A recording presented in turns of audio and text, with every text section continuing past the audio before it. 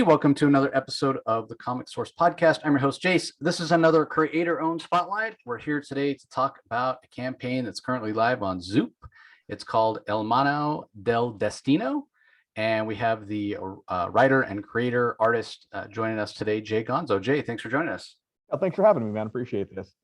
Yeah, fascinating. I'm not a wrestling fan, so obviously luchadores and that is a totally foreign world to me. That being said, I did get a chance to check out the first volume, which I found highly entertaining, very distinctive art style.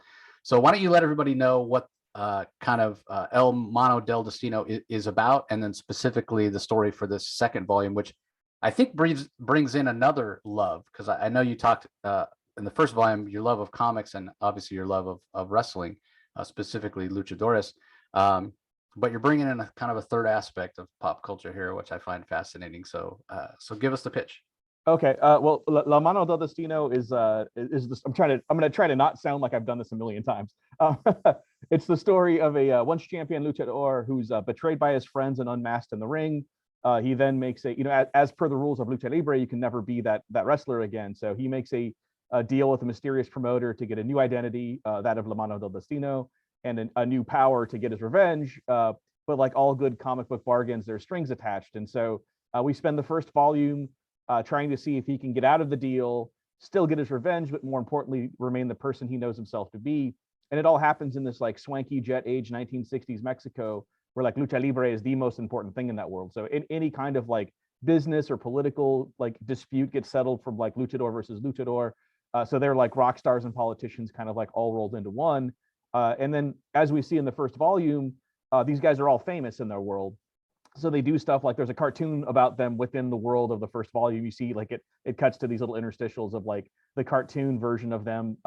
And you can also see like, even though it recaps the events of previous issues, there's like there's a glossiness to it. There's like a Disneyfication of it that kind of like polishes off some of the rough edges. And so you see the kind of disconnect that this kind of media idea of them being portrayed within the fiction of the story itself. And so for the second volume, I really want to explore like what it means to have kind of like image makers create an idea of you that may or may not be you out in the world. And so we're going to start to see things like the actual movies that he made in comic book adaptation form. So like the first issue of the second volume is going to be, like kind of, quote unquote, real world stuff, like the continuation of him on set making a movie and then kind of doing some other things. Then he's going to like, oh, I got to go to this movie premiere. And then we're going to see a full 40-page comic book adaptation of a movie that he made, which is an homage to like James Bond's 60s kind of spy stories. It's set in like the Middle East, and it's like, far off lands, and kind of political and espionage intrigue happen.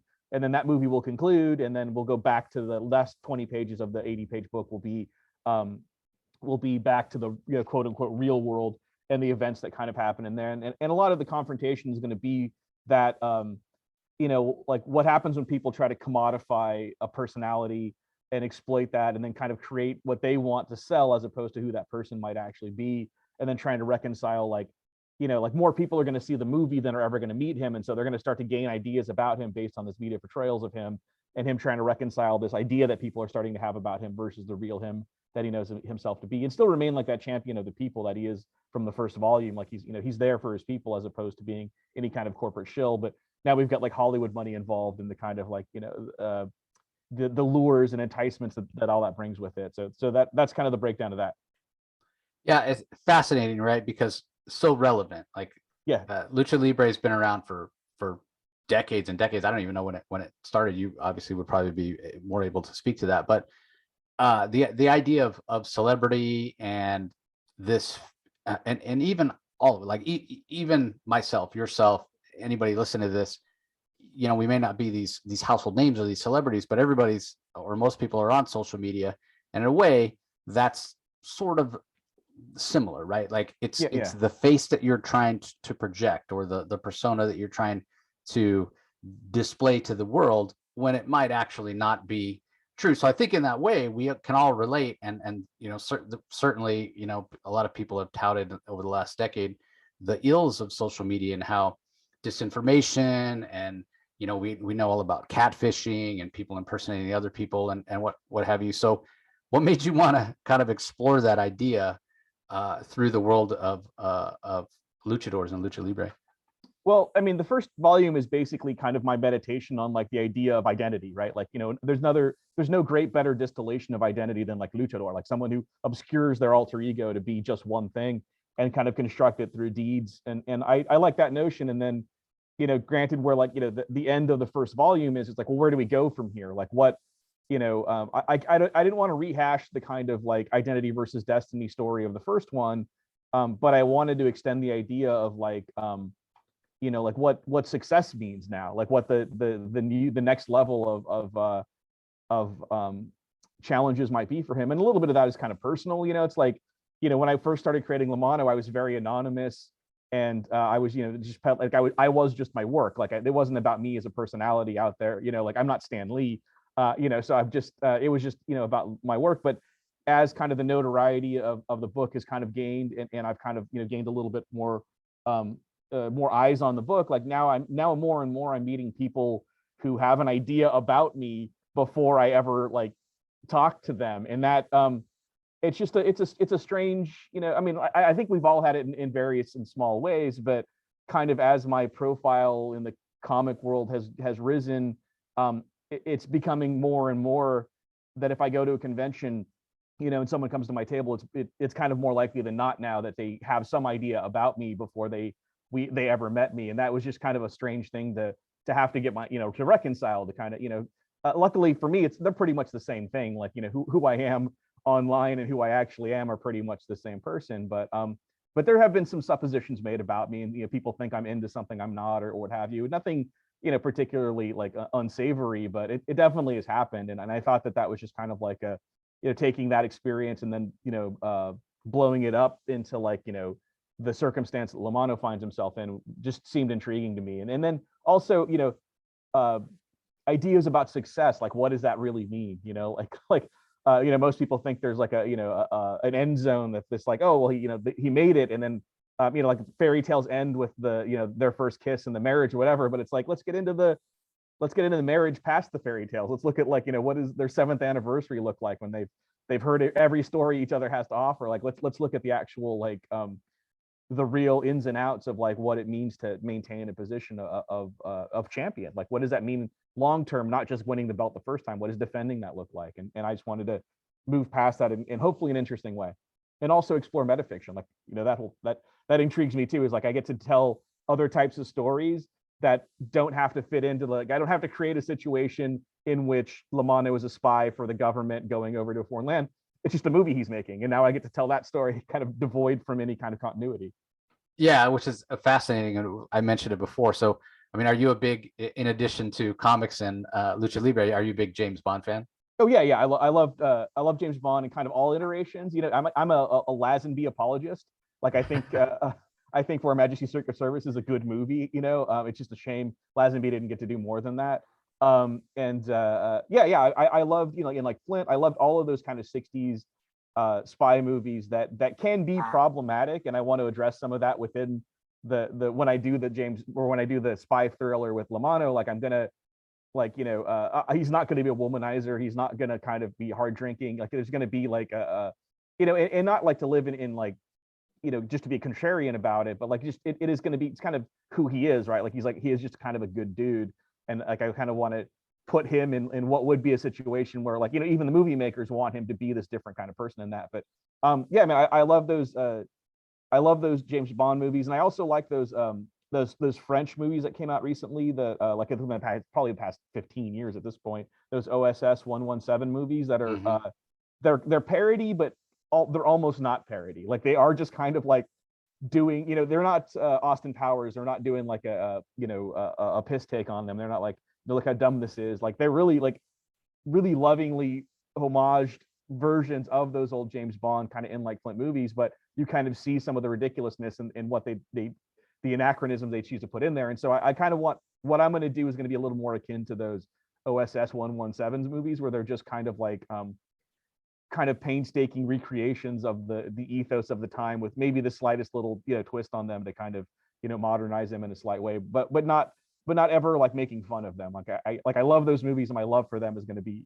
in these movies. or in these comics that I make, and it's never going to be, you know, it's going to be more Black Dynamite than it is I'm going to get you, sucker. You know what I mean? Like, Gotcha. Fair that enough. makes sense. Yeah. Fair enough. Well, getting back to the wrestling aspect, like I said, I don't live in that world, but I have friends that I don't know. I'm sure some of them are into Lucha Libre, but I know a lot of them are into more the American style wrestling.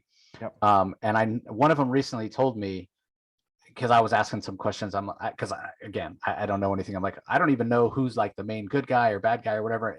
And so he was kind of telling me a little bit, and I'm just like, you know what? It sounds a little bit like a soap opera, and soap operas are very much like this open-ended tale that needs to go on forever, right? So it kind of speaks to what you're saying earlier about, okay, once you've been champion for 7 years, like, you know, now what? So a couple of things I want to know about that. So is modern Lucha Libre, is it similar in that it's kind of this open-ended kind of soap-erotic telling?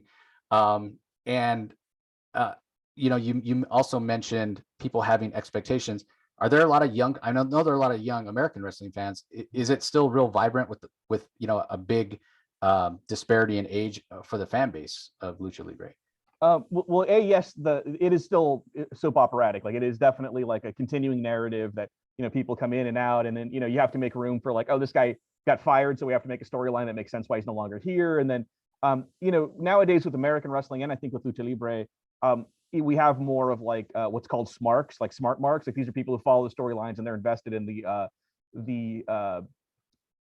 narrative aspect of it, and the kind of the manufactured narrative of the soap opera, but they also know the real world, like, oh, that guy actually broke his arm, or that guy's in rehab, or, you know, like, they know those things. And so they know that, like, you know, and I think that the guys who write wrestling nowadays take more of that into consideration. Like, they know that, like, they know that everybody knows that that person just left for another company, so they can't say that he, like, oh, he moved to, you know, Alaska and doesn't have a phone anymore. Like, they can't do that sort of thing, because they know he's going to be on another person's promotion, right, working for another company. So that has to be addressed, but still continue the narrative of the fictional world that they've created. So yeah, it's a little more it's a little more smarky these days. It's you know, there are still, you know, storylines that continue that are all part of a manufactured fiction, but they do very much you know that the real world is out there. They acknowledge the real world in a kayfabe way, and like that kind of, like, you know, wrestling is real still, but we also have to address the realities of real world. And that is very much a part of, like, how, you know, the stories is more a part, more than the sport. You know what I mean? Like, it is it's performance art more than it is athletic, you know, athletic competition, and that still very much holds true. I don't know, man. Like, the audience for me seems to be about, you know, like 20s, you know, 20s and up, you know, like a lot of guys, a lot of people like over 40, like myself, kind of like love them. Like, there's a nostalgic like aspect to it, and just to my art style alone, there's like a nostalgic aspect to it. But the younger the people get, the more that it's a cultural identification. It's more like Latinx people who just, like, see the color palette and they see the subject matter, and they're like, oh yeah, that's our thing, you know, and then they kind of engage with it. But they have less nostalgia for wrestling. But, you know, generally I find that if a person is a wrestling fan at a show, at a comic show, and they see my book, they're going to be into it. Like, you know, like, it's wrestling, it's comics, and they dig it. And regardless of, like, their age, they'll kind of, you know, be into it. And wrestling continues to have, you know, younger and younger fans, you know, like, kids, not so much. Like, you know, a lot of kids, if I deal with, like, you know, kids who are fans of mine, they're usually just fans of, like, the artwork and the color. Like, they just like the bright and funness of it. And my book is every age comic, so it's okay for children. And that's always, like, a big sell for parents, you know, like, oh, my kid can read this. I don't have to worry about, like, you know, crazy violence or swearing or, you know, nudity or anything. Like, yeah, that's totally fine. So yeah, I mean, you know, I also get, like, you know, grandmothers who just have a vague recollection of their childhood, who, like, oh, I remember this from when I was a kid, and they pick it up surely for nostalgia. I don't know that they're ever going to read the story. They might just look at the luchadors and the costumes and the colors and dig on that. So yeah, that touches on something that I wanted to ask about next, which is community. So you did the first campaign on Kickstarter. Yep. So were these ever released as single issues? Because the way the first volume is set up, you know, it does, you know, have a 1, a 2, a 3 through 6, and there are the equivalent of covers in there. But was it just released as a collected edition? Oh no, I did them all as issues. So I started this I started making it in 2010. I started, like, the first issue came out in 2011. through Diamond Comics distributors, and it was in stores. And issues 1 and 2 were, but I didn't quite have the money or the numbers to kind of keep doing that. So I self-published the rest of the issues. Hence why it took like a decade to get all 6 issues together. Yeah. I mean, I was just going to shows. I have a small like distribution network of like shops that would carry the issues. People who contacted me directly, and it was getting that initial like issue 1 out there through Diamond kind of got me like a pretty solid fan base of solid but small, and then all it did was just kind of grow from there. Just like me doing shows, getting out on the road, kind of hand selling comics. Like I would go to a show and make a couple hundred new customers at that show, and then the next time I went back to that show, if I had a new issue, they were all there waiting for it. And so I just did like self-published indie style comic books for 10 years. And then once I had finished the story arc, the first arc, volume 1, I issue 6 came out in 2019. I had also just done a book for Top Cow called La Voz de Mayo. That came out, that trade paperback came out at the end of 2019 as well. And so 2020, I had a ton of conventions planned, and I was going to get out there and use my tour I was doing to support the Top Cow book to also kind of convert people to La Mano and that sort of thing. And we all know how the 2020 convention season went. So then during 2020, I'm like, well, I got to do something. So then I did the Kickstarter for the trade paperback. The first volume that I did via Kickstarter was bilingual. It was like all 6 issues in English on one side, all 6 issues in Spanish on the other side. Oversized, also on newsprint. Like my comic single issues were all on, like the floppies were all on newsprint, so they look and feel and smell like an old comic book, because the comic is set in the 60s. So I wanted it to like just feel like an artifact from that time. So like everything from the paper selection to the ink type, all of that, like you feel the paper, you smell the ink, you see the story. Like it's like an experience more than it's just a story. Yes, I did that, and then I wanted the trade paperback to also have that, be slightly oversized, like all these bells and whistles, and then be that bilingual flip book. So it ended up being like a 400-page bilingual flip book with a gold foil belly band replica of the championship belt that wrapped around the whole thing. And it was a pretty robust Kickstarter. And I kind of got some advice on that, where like you should do, because there was some interest for Image and Top Cow to do a version English only, and I was kind of advised like, hey, do that version first, and then you can do your little bilingual thing later. And to me, it was like the bilingual version was the version, and if it didn't get to exist, then I didn't care what else happened. But I was told to know in certain terms, like, look, if your Kickstarter doesn't fund, Top Cow is going to pull the plug, and Image is going to pull the plug on doing a direct market version for you. And so I was willing to bet on the audience being there, and I knew that they were there. I knew that they had been there in the past, and I was like, I knew this was a thing that was like cool enough to entice people to buy it.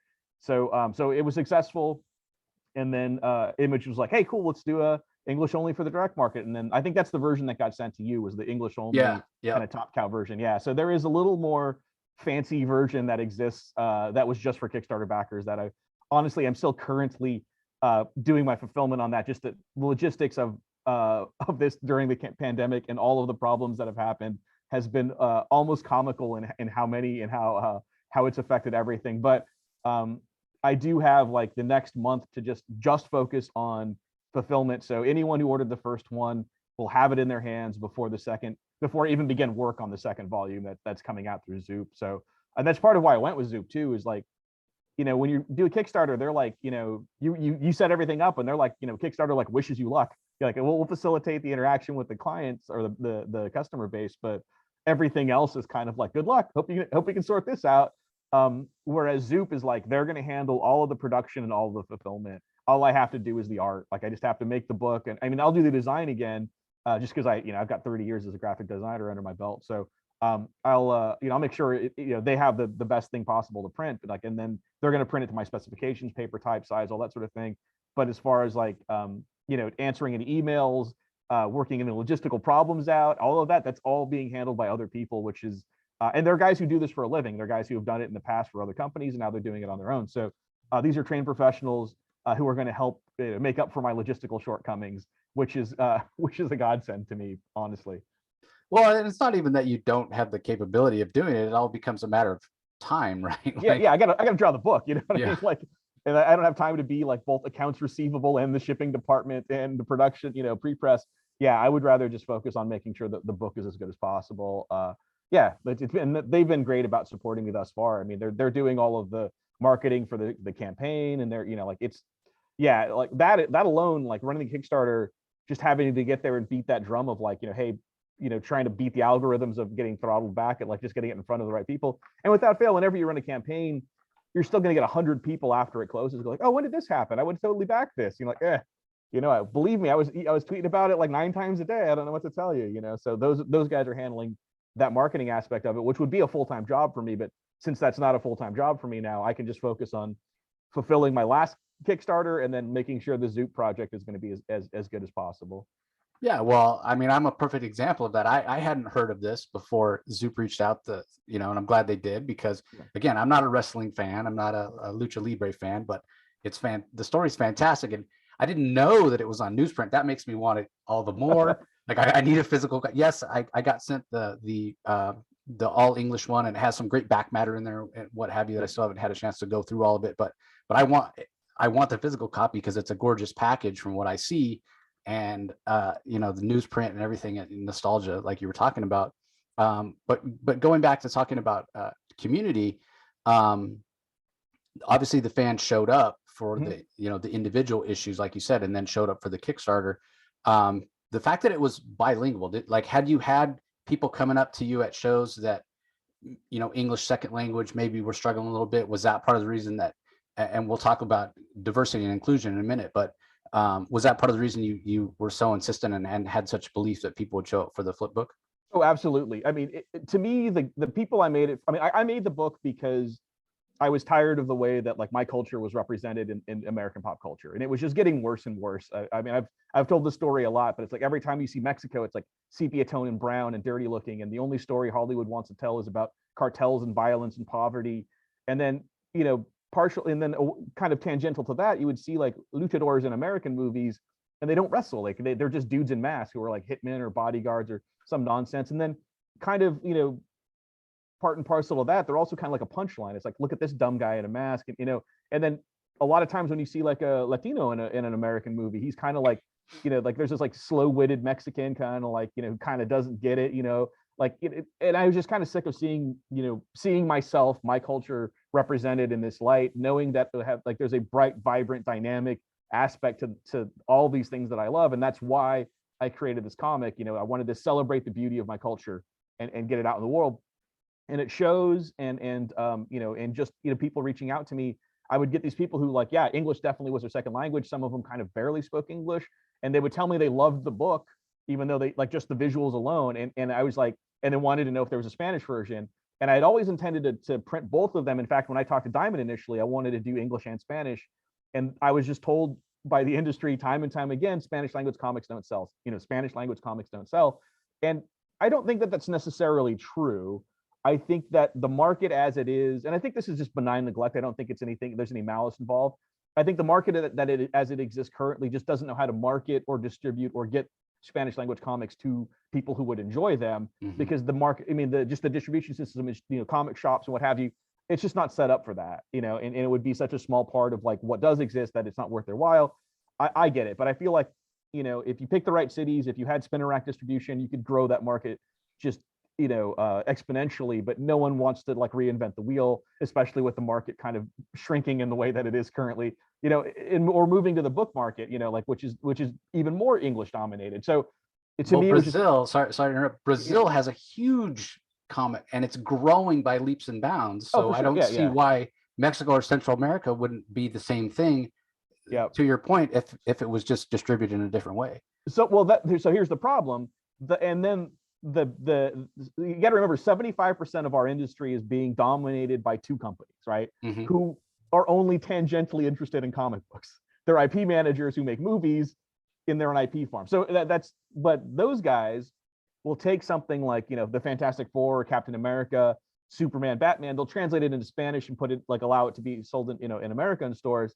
And then they don't do as well as the English language books. And so the lesson learned there is like, oh, Spanish language comics don't sell. What they don't realize is that when you translate Spider-Man into Spanish, it's not a Latin comic. It's just a comic in Spanish. It doesn't, the ethos of the people who interact with that is much different than those people who interact with like a Superman comic. It's just, the ideas of heroism are different. And so I wanted to create something from the ground up that was quintessentially like, it's brown on purpose. Like this is a Chicano ass comic for Chicano fans, like about Chicano subject matter, done by a Chicano, like, so like the the cultural shorthand is just is inherent, is baked into it, you know. And to take something like a Superman story and just put it in Spanish is not necessarily making a comic for Latin people. And I think that the success that I've had, I think, proves that. Like, if you do something for this group, like, you know, in a manner, in the language that they're going to listen to, they'll show up for it. But, you know, that means that, you know, these places would have to staff up with writers, and they would have to have an editorial and oversight that would understand the culture. They're just not, you know, those guys aren't there for that now. You know, I think we've seen shifts in representation amongst kind of editors and editorial staff, and the people who make those decisions is starting to get better. But as far as Latinx people are concerned, it's still not quite there. I think it's made better strides with with gender equality. I think that, you know, I think that's made better stride. But as far as like including any kind of Latinx community, and also, you know, like that, just that term Latinx is extremely kind of reductive. You know, it's like all brown people from, you know, from the American-Mexican border all the way to Antarctica. You're like, these people, not realizing that Colombians are much different than Mexicans, as well as Chileans or Peruvians, or, you know, like they're all very different things. And you know, I just don't feel like these companies are so huge that they can't go chasing these like smaller little thin slices of a demographic, you know, monolith. So I don't fault them for it. They're not built up to do it. But what they've done is they've created a vacuum and a desire that I get to fill and have success in. So, and they also keep the lights on at the comic shops that get to shine on La Mano del Destino. So it's like I will be the pilot fish to their little shark, you know, like swimming around, and I have no problem with that. But I feel like someone's going to get it right sooner or later in a big way, and then everyone's going to jump on it. So you know, I'm hoping to kind of crack that door open so that perhaps someone will see the potential there, and you know, my success will entice somebody bigger than me even to kind of take a chance on this. So I hope that answered your question, man. I know I went in a lot of different places. No, very much so. And it's similar to a conversation I had with another interview that's going to come out at the end of the month, but I actually did the interview before Christmas even. But it was with an African-American creator, and it was the same thing. It's like everybody assumes if you're African-American, you have the same experience. Yeah. You know, when we talk about, you know, people of Latin descent, that's an even bigger demographic, you know? For sure. And not everybody, just because you're brown, not everybody is the same. But Absolutely. the other aspect of this, and you're kind of speaking to it when you talk about translating Superman or Spider-Man, when you talk about American superheroes, let's start with Superman. He was the very first one. Superman's roots, Superman's origins are rooted in the Jewish experience in this country that Siegel and Schuster had. You know, with him in the early issues, fighting slumlords, this and that, or whatever. So anything that comes out of that inherently has its roots in the history of America, as opposed to taking any of those heroes and translating them to the Mexican culture, let's say specifically. I would think you need to start kind of a Mexican comic industry in the same way, where it needs to start with a hero that has its roots in the history of Mexico and its independence and all of that, right? So you're trying to take a different seed and transplant the plant, and I can see why it doesn't work, as opposed to what you're doing, where you're taking something that's rooted in Mexican culture with all the vibrancy, with all the color. You know, I live in Arizona. I see the curtains behind you. You know, this is the influence of, you know, Mexican culture in America, and it's really important. And you're right, it is getting better, but at the end of the day, you can only go so far if you're using these characters and an industry that's not rooted in kind of the history and beginnings of the Mexican culture, right? Well, yeah, even Superman is appropriate. I mean, he's basically the immigrant experience. He's immigrant made good. Like, his difference makes him better.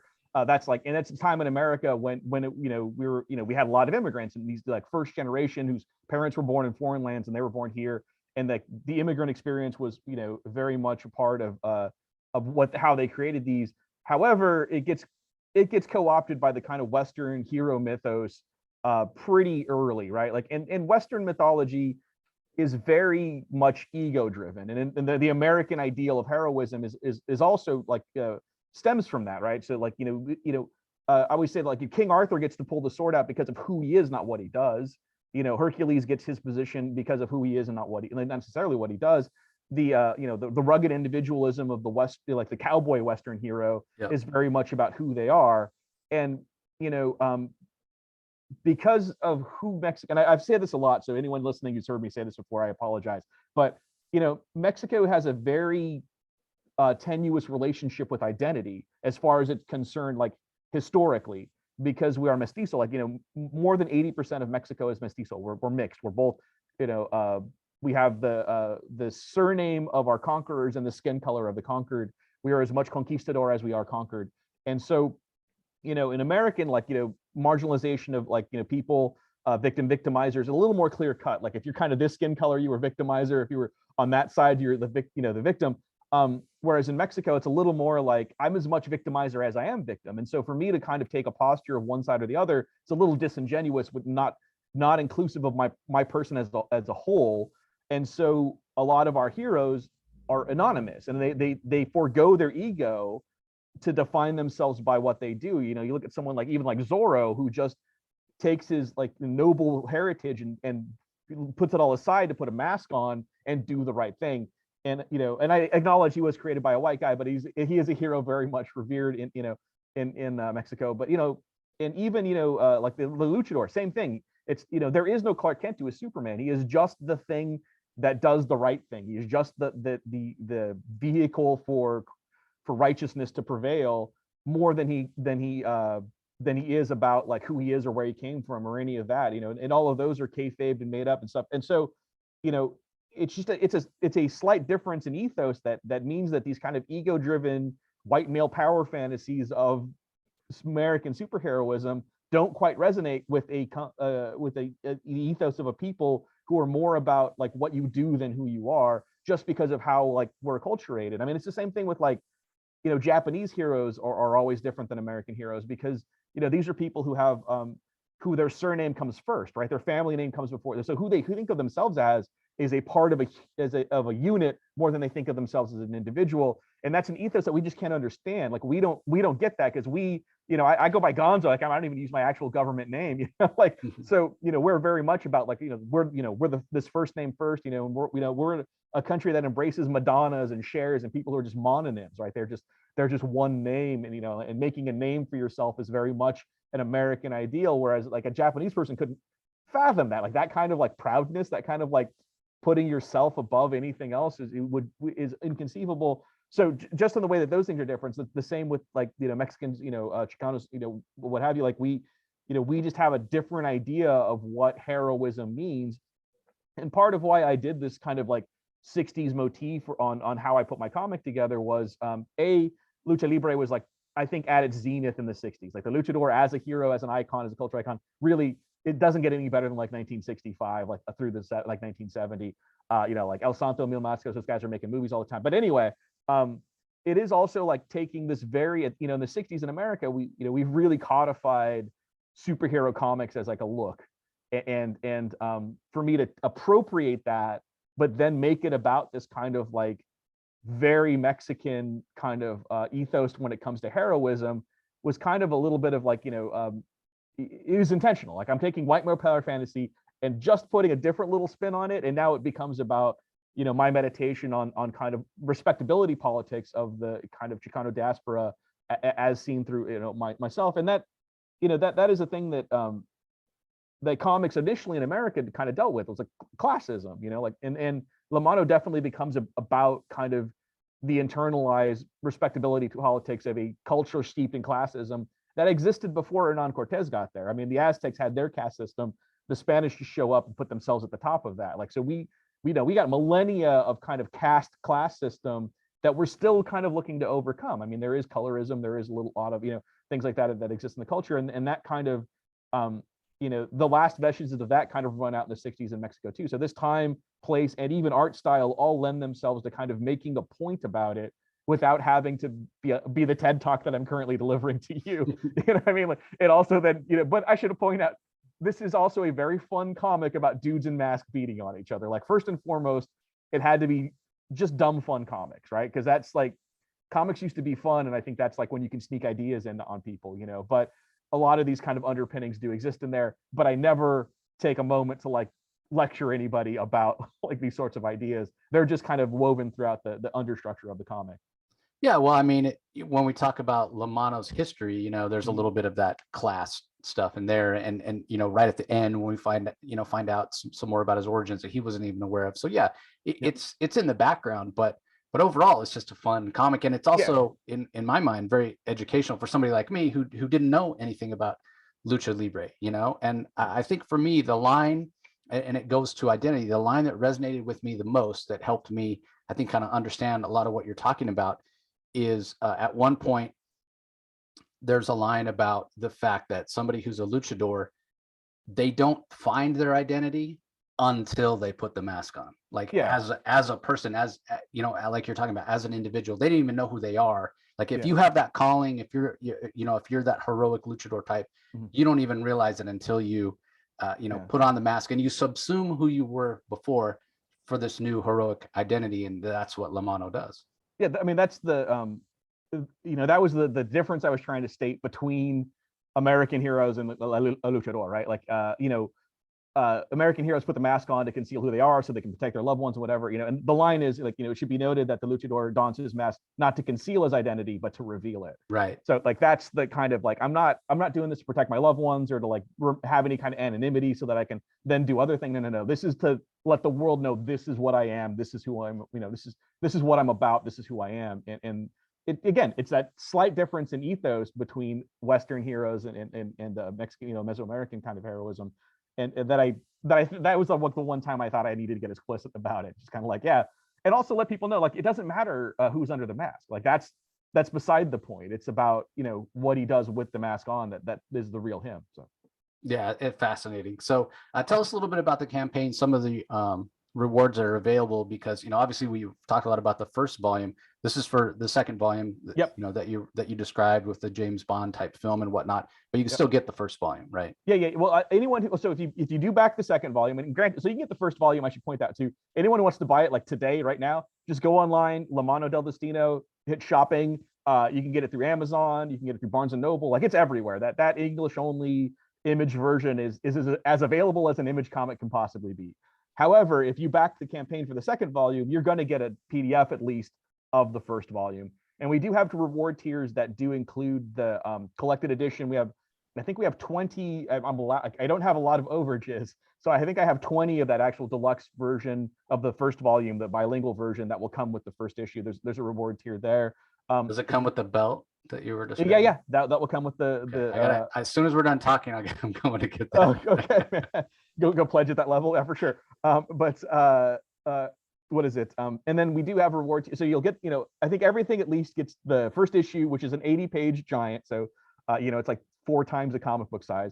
And then a PDF of the first one, so you can get up to speed. Also, I should note, if you just want to read the second volume, I'm not going to make it to where you have to have read the first volume. Like there'll be like a little recap. All you really need to know: this guy's a hero. He's a champ. Move forward. Like Right. This world is weird, and we're going to really explore that world. So you're going to see the weirdness of this world, like where luchadors are the most important thing in that world. But so that's like base level kind of tier. We do have some movie posters that I've made for the movies that he stars in within his world. There's a sci-fi adventure, there's the spy adventure, there is a jungle adventure, which the jungle adventure is going to be the thing he's filming throughout the series. Like you're going to see him like on set doing that. And it's kind of like the main struggle is how that movie is getting made. So the first issue is going to have kind of real world plus Tangier Target, the spy story. Then we're going to do a second issue that's going to have what's it called? All real world. Then I'm going to do an issue of another movie adaptation, then real world movie adaptation, real world. It's gonna go back and forth. So there's going to be 5 issues of real world.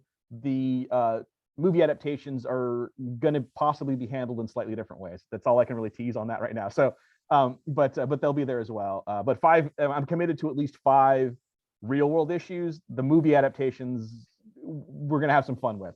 And then, so issue PDF is what I think the base level. Some of those posters, we're doing actual silkscreen, like 6-color posters of that big jungle adventure. We're doing a 2-color version of the Tangier Target poster.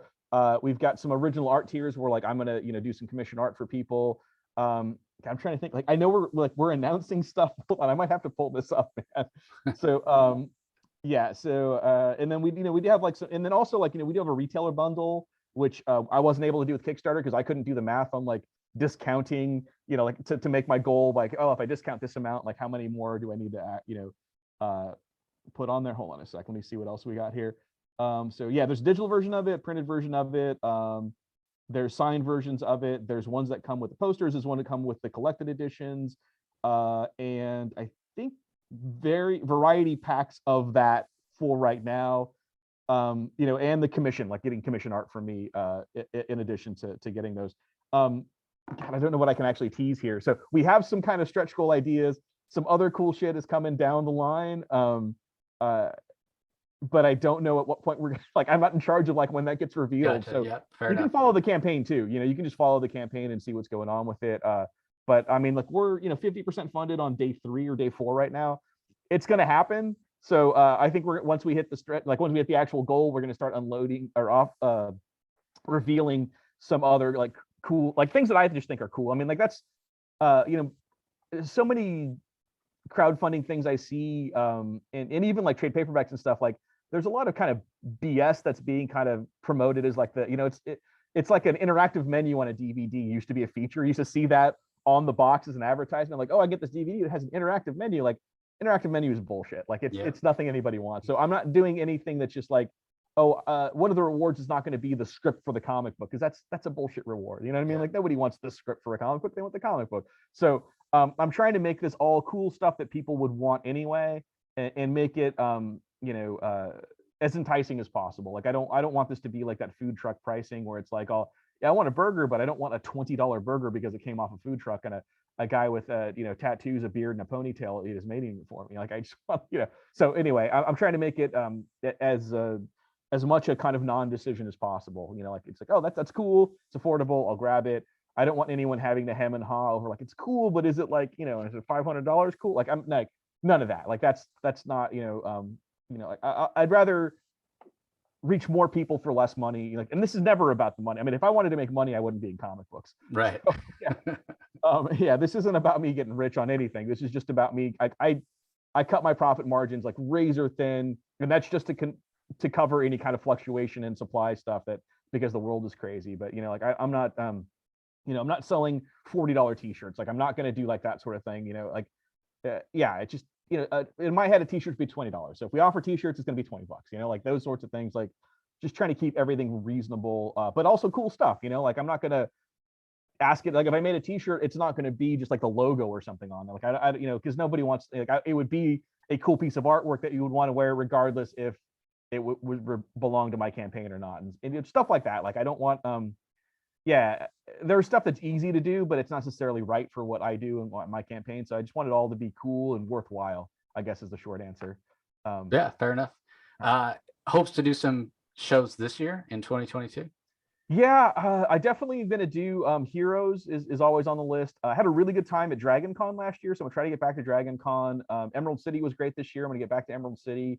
I had signed up for C2E2, but just couldn't make it work logistically for me, so I had to back out of it. But I might go back there. Like I still haven't done it, so I'll do that. Acme, which is the Arizona Comics Mini Expo that Ryan Cody does every year, that's happening. We'll be doing that. I think there's a Latino Comics Expo happening in Long Beach that I'll definitely be at. I know there was one, but I think it maybe had to get moved. I don't really know. But yeah, I mean, I do as many shows as I can. I'm trying to be a little more sane about it this year. Last year, I ended up doing, like in the last half of the year, I think I did 9 shows or something like that. It was almost every other weekend that like some of them were back-to-back weekends, and then it seemed like at least once a month, if not twice a month, I was running out to do something, which wasn't great for my productivity. But realistically, I want to be able to put all 5 of these issues out before the end of the year, and that's like my goal. We're starting. I'm going to be pencil on paper. February 1st, I'm going to be drawing. Starting this. Or back on it, I should say. I do have some stuff already drawn for it. And then if this all goes well, I should be able to just maintain a schedule of like working on Lamano, getting the issue out. Like while it's in production and being distributed, I should be able to hit a few shows and then come back and work on it again. And ideally, like this time next year, I want to be talking about the trade paperback for the 2nd volume of Lamano. Yeah, hopefully so, and Yeah. good luck with that. Yeah, you mentioned going to some of these shows. Obviously, we were talking before we started recording. You and I both live in Arizona. I'm originally from California. Oh, me too. Very much kind of a Mexicans and Latin very much a part of life here in Yes. the American Southwest. When you go to shows like Emerald City or Heroes Con or some more Dragon Con, some more East Coast type stores where maybe it doesn't have as big of a Latin influence or big of a Latin community, you still have a good amount that show up. Yeah, it's weird. Like I never really, because originally I would just kind of stick to Southwest, America. I'm from LA as well, or I don't know what part of California you're from, but Central California. Okay, yeah, Fresno area. So. Okay, gotcha. Yeah, I grew up in like just outside of LA in Cypress, so but again, like I know, like kind of like that's where I got introduced to this world, so I know Lucha Libre plays well there. I've done stuff in like San Jose, and then like Arizona and stuff, and it all. Like it was all kind of like insular, but I took it La Mano to New York, like 5 or 6 years ago, and it went over really well there, and I think that, I think that my love for it sells it more than the actual subject matter. I think you can just smell the love coming off of it, like it's everything about it. Like it's my love letter to 60s comics, it's my love letter to Lucha Libre, it's my love letter to my Chicano culture, like all of it's just. It's a comic for me that I love every aspect of it, and I think people kind of sense the care coming out of it, and that they respond to. I used to do a show, and I probably will again in Columbus, Ohio, which is a really good comic town, like the Billy Ireland's there and stuff, and again, people just like the craft more than maybe the subject matter. Heroes was weird. Like I did a panel about like wrestling, and then I talked a little bit about Lucha Libre, and afterward it was like literally like a bunch of people came up to me after, like, I had no idea about like Lucha Libre. Like they'd never really heard about it or knew what it was. It was the one, I think, Charlotte might be the most foreign land I've ever really been to with Lucha Libre. Weirdly enough, like the two surprises for me was did a show in Miami Beach, which was really weird for me because I was surrounded by Latin people, but zero Mexicans. I met like one Mexican the whole time. And so it was weird being like a minority amongst minorities. And it was one of the places where I thought that the only thing that saved me is I had the Spanish language version. Like, and people who were primary Spanish speakers bought it, not necessarily because they like Lucha Libre, but because it was in Spanish. Right.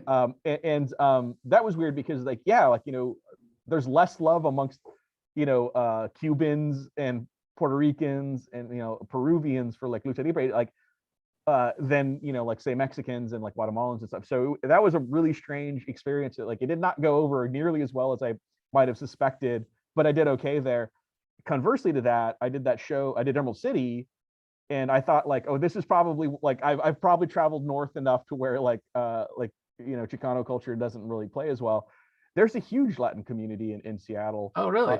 And they're super underserved. Like they got nothing up. Like literally at that show, there was me and there was one a woman writer who did like fantasy novels that were like kind of Chicano or like Latin focused. And I only know that because literally every Latinx person who stopped at my booth told me like, oh yeah, like you're the only guy doing this. Well, there's that one girl over there who did this stuff. Eventually she and I talked, and I guess everyone was telling her about me and everyone was telling me about her. So we ended up like talking and stuff. Very nice woman. I enjoyed talking to her, but you would just see this like kind of like flash of recognition amongst the Latinx people there when they saw just my color palette alone on my booth.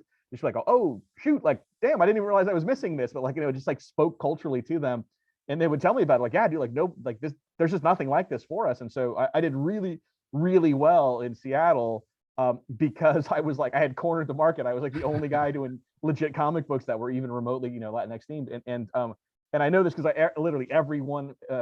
I think every Latino who walked by me stopped and talked at least for a few minutes about how there is nothing else like this in the rest of the show. So cornering the market was great, but also finding like, yeah, man, go all the way to Seattle, and it turns out that it's still appreciated. So it just hits differently in different places. Like when I'm in a place like LA, I don't have to explain what Lucha Libre is to anybody. Like Right. I do like Latino Comics Expo out there. Again, like abuelita, little like grandmothers like see that and they're like, oh yeah, I remember this when I was a kid, and like they just reminisce about watching it with their dads and stuff, and it's a more of a nostalgia trip there. When I'm in like Charlotte, it's more about the art and kind of the execution, and when I'm in Miami, it's about the language, so yeah, it hits on a lot of different levels and is done fairly well for me. I still have yet to find like a dud. Like I've yet to do a show where like people just don't care about what I'm doing, but I think some of that is craft. I think, I put a nice book together. So Yeah. at the very definitely. least, people who like comics will like it. Yeah, and you've put in the time, like you said, you've been doing it for 10 years, but definitely sounds like you'll be returning to the Seattle area. Oh, for sure, man. Yeah. I loved it. Yeah. Those guys love. I mean, I sold a lot of like number 1s and 2s out there, so there's a lot of people who just tried me out. And I'm sure when I go back, I'll be selling a lot of like 3s through 6s, and then possibly some of the volume 2 stuff as well by the time I get out there. So. Fantastic. Yeah.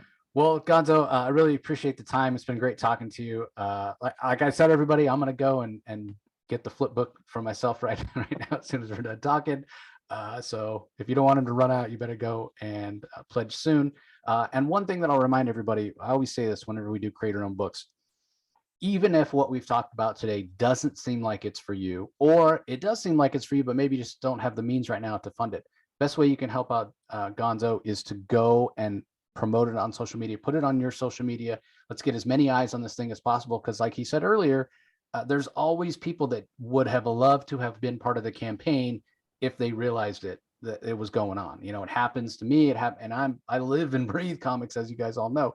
So there's nothing worse than finding a campaign you would have loved to have joined 2 or 3 days after it's done, and you just missed it. So even if it's not for you, or you'd love to get it but can't right now, just share it on social media. Let's get this out in front of as many eyes as possible so it can be successful. And like Gonzo said, it's only 3 days in. It's already halfway funded. It's going to make it, so you're going to actually get the book. So if anybody wants to follow along when a lot of this stuff starts to, a lot of the stretch goals and whatnot start to be revealed, Gonzo, where's the best place to follow your work online? Instagram's probably it for me right now. It's just J Gonzo Art, the letter J, Gonzo Art, all one word. I got hacked and banned from Facebook recently, which was a bad at the beginning. Yeah, so someone hacked my account, posted some stuff that got me banned. I have no idea what it was or how long this ban is going to last for. So I can't do anything on Facebook. But yeah, if you just go to Instagram, is probably the best as far as how often I'm on there posting stuff and talking about the campaign. Yeah, J Gonzo Art. Yeah, and then you said there's also a website where they can buy the book right now. Yeah, if you go to zoop.gg, that's where the I don't know what the GG is, but yeah, zoop.gg is where the campaign for series 2 is. And then if you want to buy issue 1, just Google search Mano del Destino, click on shopping, and then purchase from whatever site you feel comfortable purchasing it from. Because it's, like I said, it's on Target.com, Walmart.com, Barnes & Noble, Amazon. Pretty much anyone selling comics on the internet has a version of Mano, because it was it's an Image comic, so, or at least the English only one is. So. But if you want something fancier than that, go to zoop.gg, back at the level to your liking. Yeah, and I'll put a link to the campaign as always in the show notes, everybody, and I'll put a link to Jay Gonzo's Instagram as well. So if you're having trouble finding him, you can just click there. So best of luck with the campaign. Really appreciate you joining me and talking, and I can't wait to get my hands on not only a physical copy of volume 1, which I really enjoyed, so thank you for that, but check out this new volume as well. Can't wait. Oh, thank you so much. Thanks for having me. Yeah, and to all you listeners, we want to thank you for joining us as always. We really appreciate the support, and we'll talk to you next time.